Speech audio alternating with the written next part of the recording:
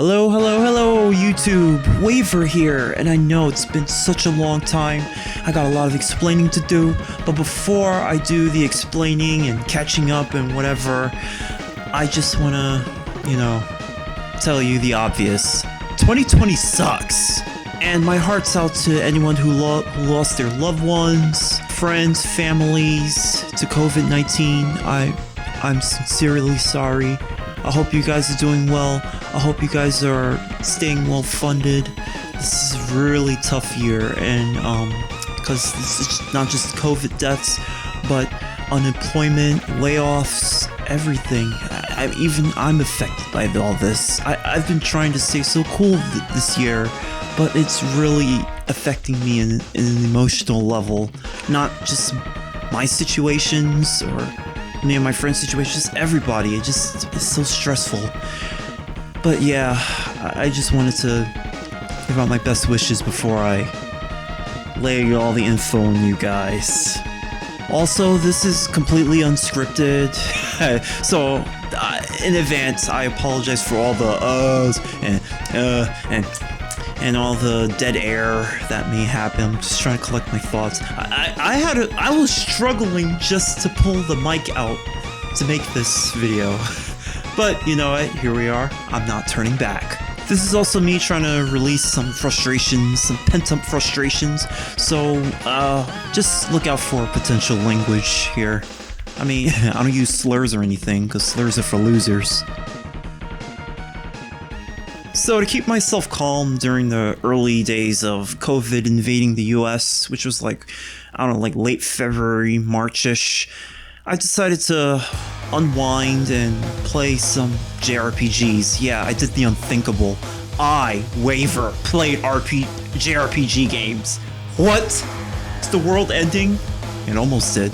I played Final Fantasy VI on the Super Nintendo Classic Edition, and I'll admit, I was having fun in like the first 2 hours or so, and then the game had to hit me with a sucker punch when for Final Fantasy fans out there, when Sabin had to fight Vargas, and then he did that Doom Punch, and I'm like, how do I do the commands? I can't do the commands. They tell you how to do the commands like when you're close to death, and I'm like, come on.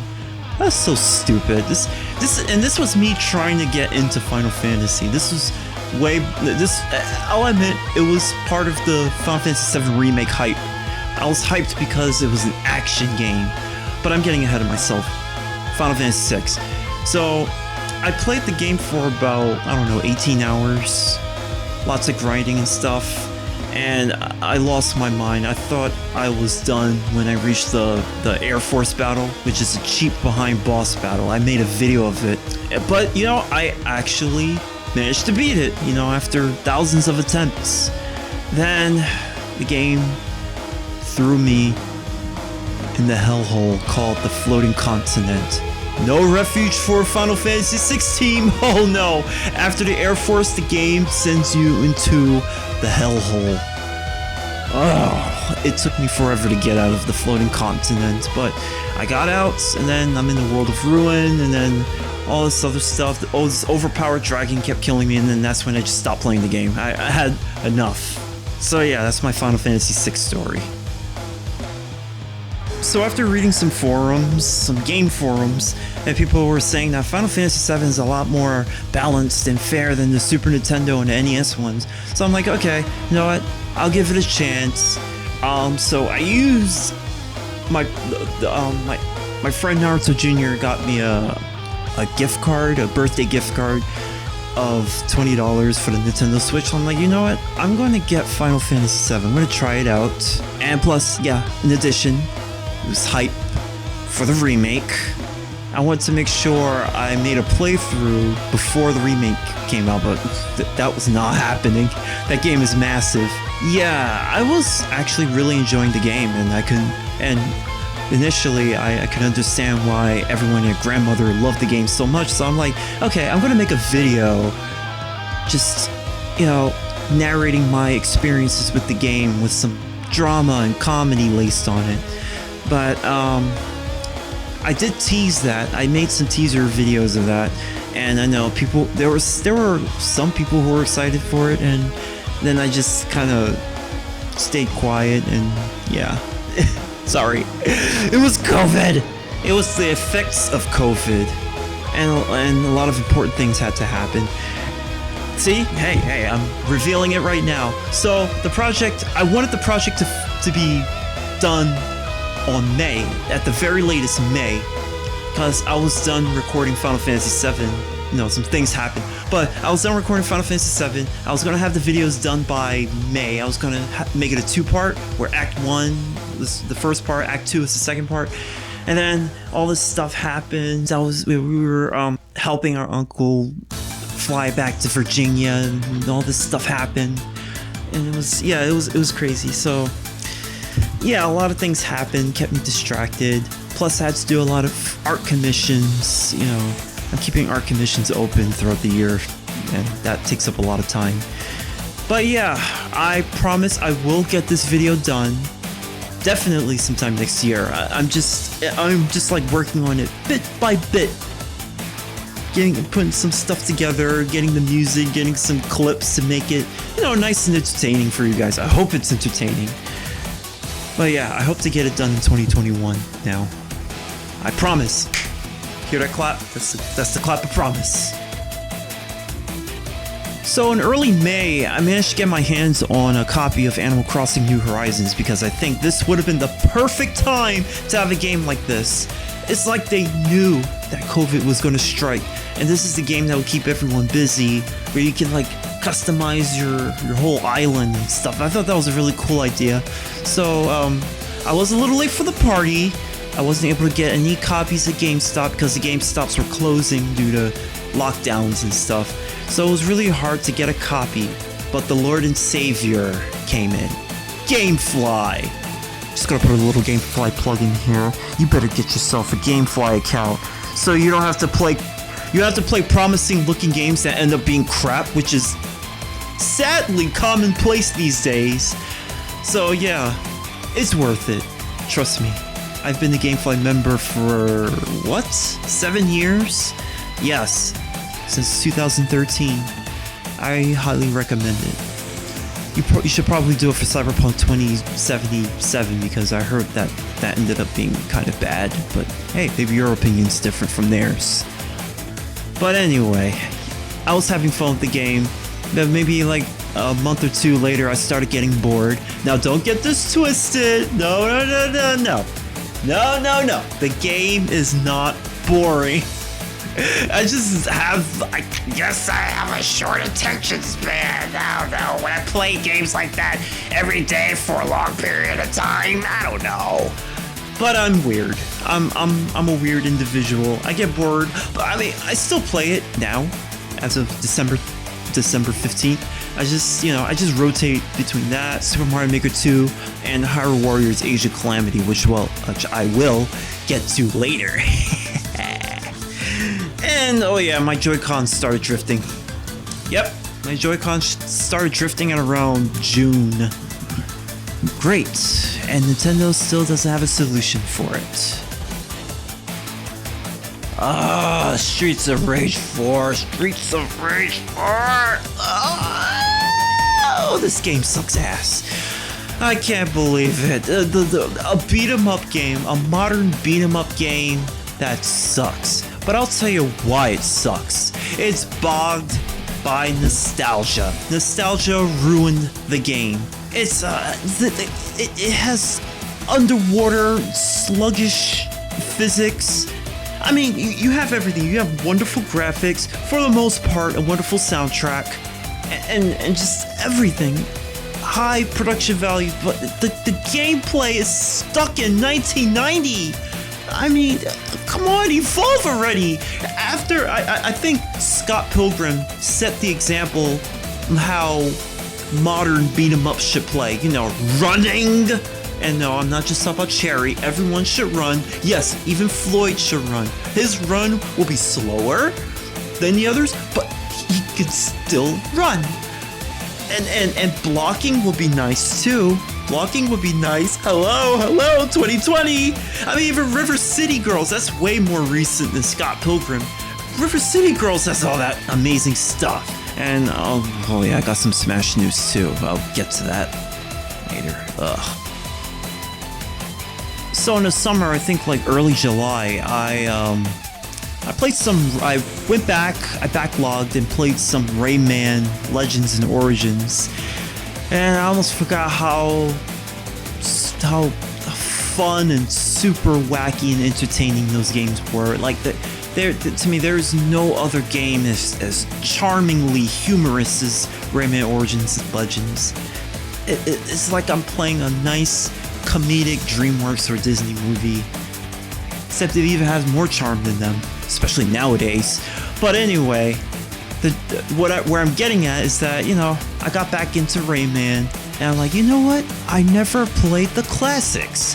So I went back, blew the dust off the PlayStation 3, and bought the Rayman Trilogy, the first 3 Rayman games. I wasted $6 on the first one. That game is so terrible! I'd rather play Dracula X with my eyes closed than play Rayman 1. But you know what? I don't want to spoil too much. I had a video planned for that one too. But I guess you guys can already see what I think of it now. But yeah, that's all I'm going to say.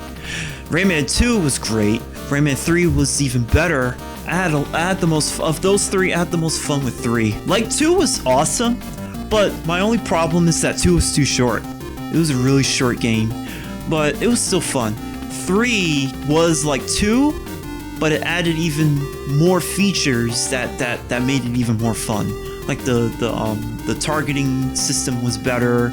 The curve punch, I like that. It's great stuff. So, you know, okay, so I played Rayman 1, 2, 3, Legends and Origins. Only one of them sucked eggs. And you know what? I think that's a good ratio for Rayman. I think that's a recipe for a good series, at least in my opinion. In that same month, I also played Bloodstained Curse of the Moon 2, because I can say that I am a fan of the Bloodstained series and the Bloodstained lore. Though, you know, Curse of the Moon is like a different continuity from Ritual. I feel that if they make another like core Bloodstained game, it's going to be like connected to Ritual. But anyway, I played the sequel and I hated it. Yep.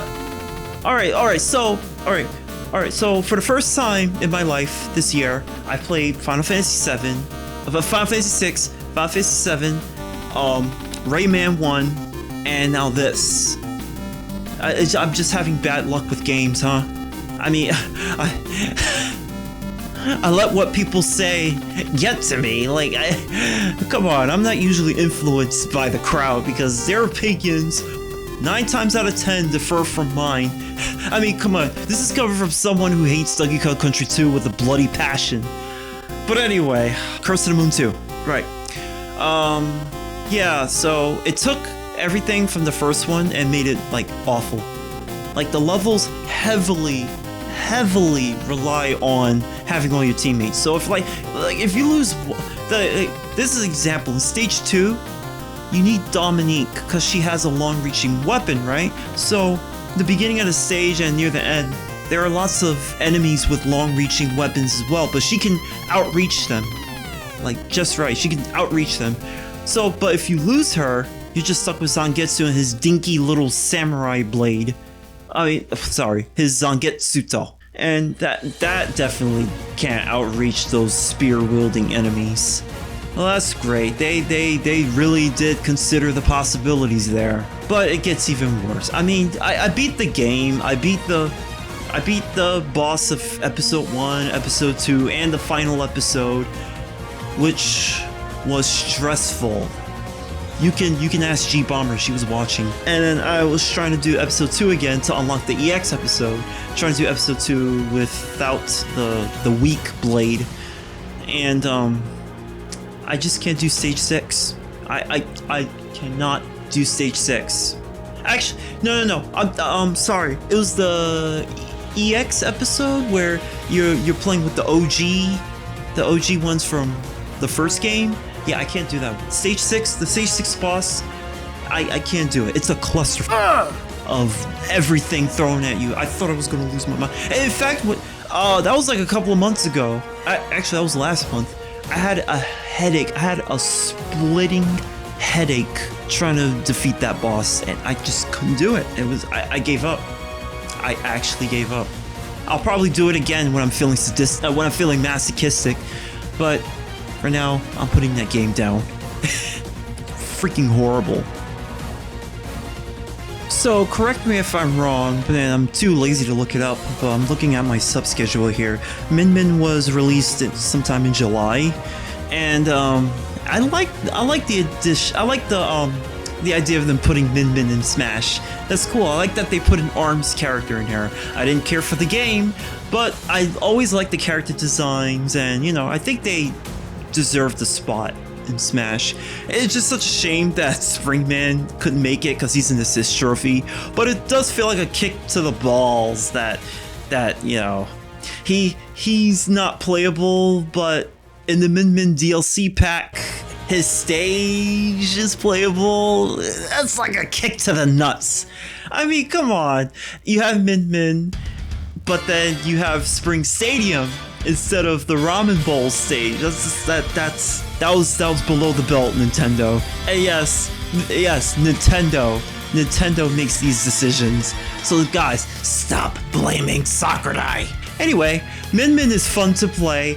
I personally don't find her very good in a one-on-one situation, but definitely good in a free-for-all. You know how you could cuck people while they're fighting each other, and you could cuck people off the ledge with her long range. Yeah, that's some fun stuff. Except if you're on the receiving end, you'd be pissed. So yeah, Min Min DLC, I give it a 7.5 out of 10. Fun character, not good in a one-on-one environment, fun stage, and the music,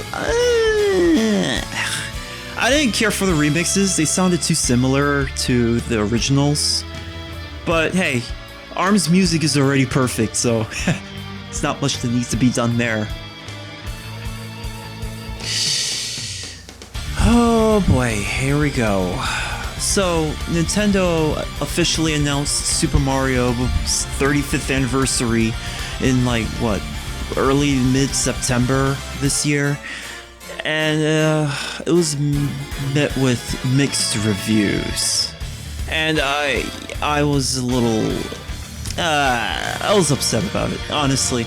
I mean, okay, so first off, they did like a little medley of like the Super Mario series. I mean, they had almost all of them, you know, Super Mario Brothers, Super Mario Brothers 2, Super Mario Brothers 3, Super Mario World, this and that, blah blah blah blah blah, New Super Mario Brothers, Super Mario Sunshine, 64, Super Mario Sunshine, Fast Forward, blah blah blah, Galaxy, and then, you know, hey guys, do you remember a Super Mario game between New Super Mario Brothers Wii and Super Mario 3D Land that was released in May of 2010? Titled Super Mario Galaxy 2? Like, they didn't acknowledge that game at all. Like, not one bit. Not an iota of acknowledgement. It's like it doesn't exist. Honestly, I like Galaxy 2's gameplay more than the first one. But, jeez. I don't know. Okay. So that's a little superficial compared to the other things I have to talk about with Super Mario's 35th. The most controversial thing was Super Mario 3D All-Stars, which is similar to Mario's, what was it? The Super Mario All-Stars back in 2000 something. I think it was 2010. Yeah. And but this is I don't know. To me, this is even worse. I mean, so for full price, you get Super Mario 64 with an upgraded HUD, and this is the 1997 Shindo emulation. So there's no BLJ, they fixed a lot of stuff. It's not the broken original Japanese version, it's the Shindo 97 version. And Super Mario Sunshine, which that alone should have been their reason to make 3D All-Stars a remaster, because Sunshine is so broken. I mean, 64 is broken too, but at least you can kind of use the broken nature of the game to your advantage. You know, like I said, the BLJ, but you know, it's the fixed version. So Sunshine is more broken than 64. Concluded. Galaxy probably doesn't need a remaster. It holds up. Still, it's 13 years old and still holds up to this day. So, but yeah, they should have just remastered them. That would have been worth the $60 price tag and the limited offer. That's another thing. People hated the limited offer, but that's just Nintendo's shady way of giving people incentive to buy it. Like, yeah, but you better buy this. You better buy it. And honestly, I think it's only for people who have never played those 3D Mario games, especially Sunshine. And I've had a lot of friends who've never played Sunshine before, but now they know the horrors of Sunshine. Case closed. It had to happen sooner or later, didn't it? Whether it was just for the memes or just Nintendo's capitalistic mentality, but Steve made it into Smash. And oh my god, really, I just, this one got me upset. I mean, like, everybody's been crying about, put Steve in Smash, put Steve in Smash. Okay, he's in, okay, stop. Okay.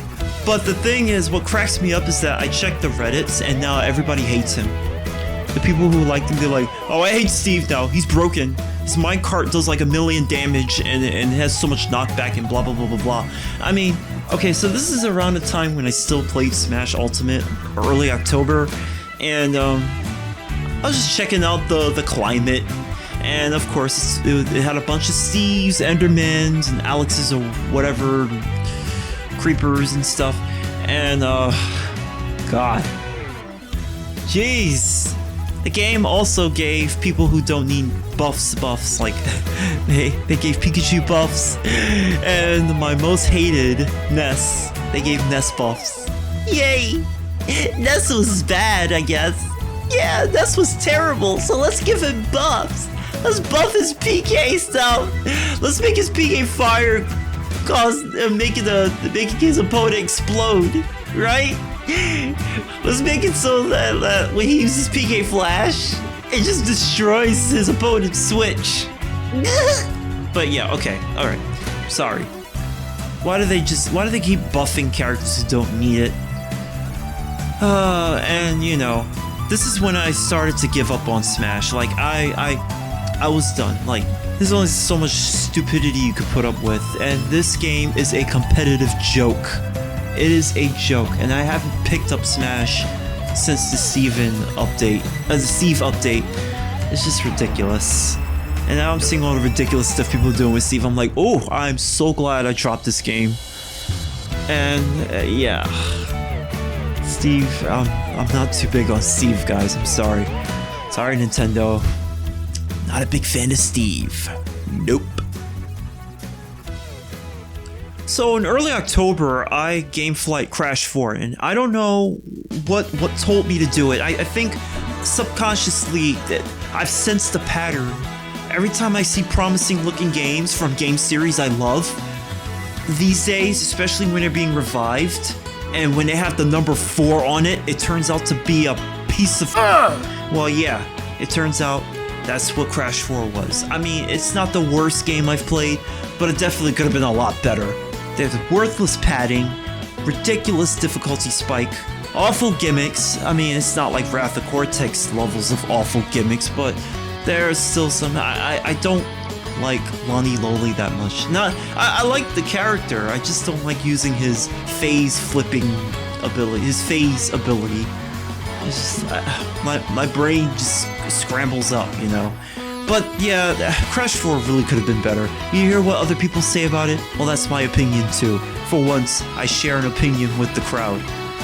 Now anyway, moving on. I don't want to get too deep into the political aspect of this, but election stress, it was real. So I voted early, and I couldn't sleep on election night. I just stayed up. I was staring at my phone at the election results, waiting for real-time updates. Come on. Until my body gave up and fell asleep at like, what, 4 p.m.? Not p.m., 4 a.m.? But then I was still just so worried. I went to sleep for about a couple of minutes, only to find out that it was like 4:05. I'm like, oh my god, I can't do this. So I turned on the TV, watched some Garfield. Yeah, Garfield was on. It kept me calm, and yeah, the stress was real. I hope you guys had a stress-free election week. So about a month ago, I got my hands on Hyrule Warriors Age of Calamity, and I have to say, this game is freaking awesome. I mean, I could gush over and over. I can gush, but no, that's not exciting. I just absolutely love this game. It's definitely one of the best games I played this year. I mean, of the ones I played for the first time, like, Animal Crossing is good, Rayman 2 was good, Rayman 3 was good, and so was this. And of all the sea of garbage that I suffered through, this was like a breath of fresh air. And yeah, it was great. I love the more nuanced playstyle, and I have to say, this is my favorite version of Zelda. The Breath of the Wild Saga Zelda. Definitely my favorite version. She goes out there. She takes initiative. Like some of the other Zeldas do, but they don't get their hands as dirty as this one. She had to work for her power, like her wisdom power, where the others had it already. So I thought that was pretty cool. I like the direction Nintendo's going with Zelda. And I don't know, lately I've been more hyped for Zelda than Mario. I don't know, I feel that Eiji Aonuma is taking better care of Legend of Zelda than whatever Nintendo's doing to Mario these days. I don't know what to say. That one-winged bastard. That one-winged bastard found his way into Smash. What is wrong with Nintendo? Oh my god, they put Sephiroth in Smash. Oh my god, this is one of the most capitalistic, corporate, generic choices they could pick. Oh, I missed it when Nintendo had those fun, out of nowhere choices that wasn't just based on how well a game sold, this and that. I mean, look at Ice Climber and Melee. Ice Climber was not a cash cow, but they still put the Ice Climbers in Melee. Hello? Yeah, I was really pissed off about Sephiroth showing up in Smash. It's like I'm Cloud. It's like no matter where I go, Sephiroth's always there. I can't escape this one-winged twat. I mean, even Cloud was upset. Come on, Nintendo. I think Cloud was better off alone. Now we got 3 spots. I'm losing faith in you guys. What's next? They're gonna put the Among Us guy there. They're gonna put Fortnite and what? They're gonna put Galacta Knight, another generic sword character who can probably counter. Yes, I mean, you know, I didn't really look at the trailer that much. I was too upset, but I could have sworn I saw a counter. Great! Another character who can counter. Yeah, I should have warned you guys I was gonna get all ranty. But I'm calling it now. It happened with Steve, just how it happened with Byleth somewhat.